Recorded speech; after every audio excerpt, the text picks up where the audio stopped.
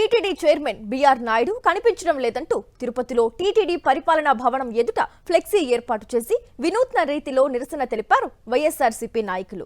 రాసలీలలతో అడ్డంగా దొరికిపోయి కనిపించకుండా పోయిన బీఆర్ నాయుడు టీటీడీ చైర్మన్ పదవికి వెంటనే రాజీనామా చేయాలని డిమాండ్ చేశారు. ప్రతిష్టాత్మకమైన టీటీడీ ధార్మిక సంస్థ చైర్మన్ పదవిలో ఉంటూ ఆ పదవికి కళంకం తీసుకొచ్చిన బీఆర్ నాయుడుకి ఆ పదవిలో కొనసాగే అర్హత లేదని ఆగ్రహం వ్యక్తం చేశారు స్థానిక వైఎస్ఆర్సీపీ నాయకులు. దేవస్థానం చైర్మన్ బీఆర్ నాయుడు గారు రాసలీలల వీడియో బయటకు వచ్చిన కారణంగా ప్రజలందరూ కూడా ఎక్కడ నిలదీస్తారో అని చెప్పి, భక్తులు ఎక్కడ ఆయన్ని ఎదిరిస్తారో అని చెప్పి ఎవరికి కనపడకుండా తిరుగుతున్నాడనేటువంటి సమాచారం మాకుంది.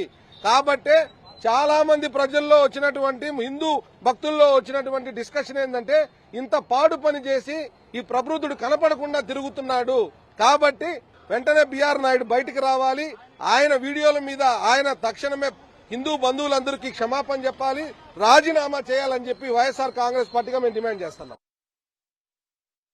పబ్లిక్ గా బహిరంగంగా కనిపిస్తే ఎక్కడ భక్తులు ప్రజలు రాజీనామా చేయమని చెప్పి డిమాండ్ చేస్తారు అన్నటువంటి కోణంలో ఈరోజు పత్తా లేకుండా పోయి పాలక మండలి పాలన నిర్వహణను గాలి కొదిలేసి ఈరోజు కనపడడం లేదు. కాబట్టే బీఆర్ నాయుడు గారు ఎక్కడున్నారో తెలియాలని చెప్పి ఈ రకంగా హోర్డింగ్లు ఏర్పాటు చేయడం జరిగింది.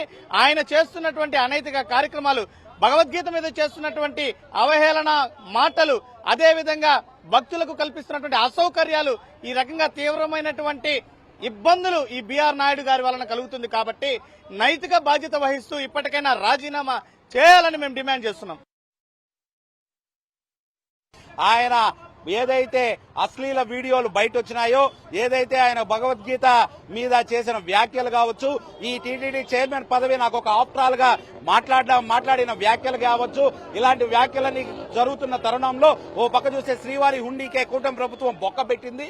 ఈ సందర్భాల్లో ఈ బీఆర్ నాయుడు ఇవన్నీ కూడా మనం చేసినట్టువే మనం ఖచ్చితంగా బయటకు వస్తాయని భయంతో టీటీడీకి రాజీనామా చేసి వెళ్ళిపోయినాడనేసి టీటీడీ అధికారుల్లో గాని, తిరుపతి ప్రజల్లో గాని, శ్రీవారి భక్తుల్లో గాని ఆ వాదన ఉన్నది. దాన్ని నిజమా అబద్దమా అని ఈ టీటీడీ ఈవో గారు దాన్ని రుజువు చేయాలి.